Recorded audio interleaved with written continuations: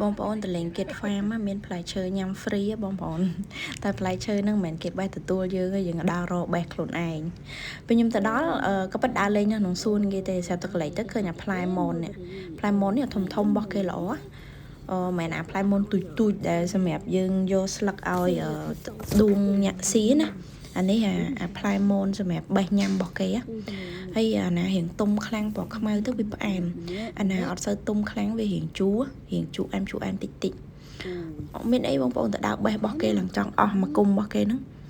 វាបេះតែគាត់ថាមានសម្ោចយើងបេះមកយើងលាងទឹកហើយយើងមើលសម្ោចគោះអីចេញណាវារៀងផ្អែមចឹងសម្ោចទុំពេញនឹងឯងហើយដល់ពេលបេះហើយទៅសម្ោចផងអីផងហ្នឹងផ្លុំបដាញ៉ាំបដាហ្នឹងមកអង្គុយមើលជាមនៅកន្លែងសួនគេហ្នឹងមើលទេសភាពមើលអីម្យ៉ាងដែរបងប្អូនបានញ៉ាំ free អញ្ចឹងមិនដាំនំហត់តែបើយើងអត់ដើររទេអត់បានញ៉ាំទេណាបងប្អូនញរំបុគ្គលិកគេរវល់មិនមែនថាគេចិត្ត